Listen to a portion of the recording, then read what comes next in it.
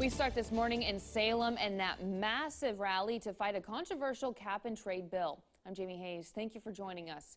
The truckers have come from all over the state, and we've been tracking one convoy from Roseburg starting at 4 o'clock this morning. First, let's start with KEZI 9 News reporter Michael Severin, who is live at the Capitol right now, and you can just hear them coming as they continue to come in behind you, Michael. Jamie, you can see all these trucks right in front of the courthouse behind me here. They've been circling the State House since around 6:30 this morning, blaring their horns while people have been lining up along the sidewalks, on the steps of the courthouse, cheering them on. This is all over a proposed cap-and-trade bill, Senate Bill 1530. If passed, it would impose cap on carbon emissions statewide and charge the state's largest polluters that go over the cap.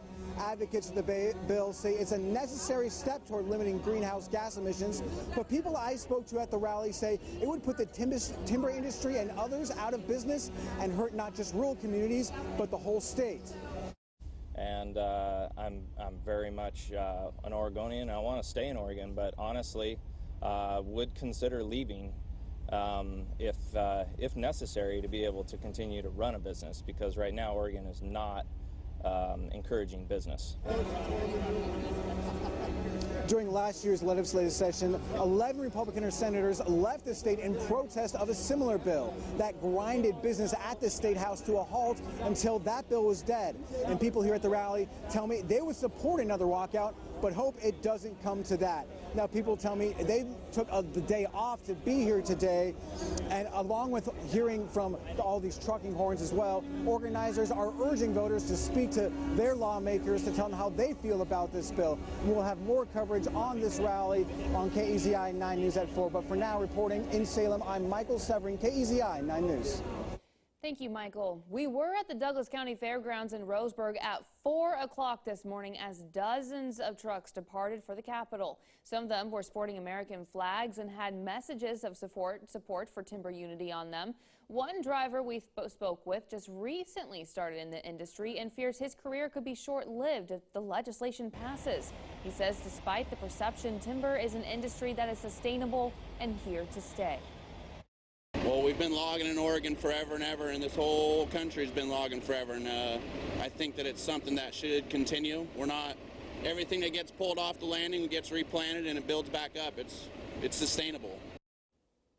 The Oregon Senate Committee on Environmental and Natural Resources will be holding a hearing on the modified cap-and-trade bill. It is at 3 o'clock this afternoon in hearing room C of the Capitol.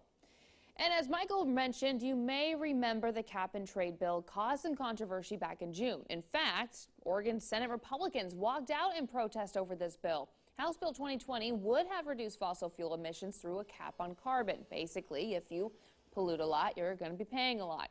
Senate Republicans believe the bill would cost many of their constituents in rural Oregon their jobs. And members of logging and agriculture industries also believed it would lead to increased fuel prices, massive layoffs, and closed businesses altogether.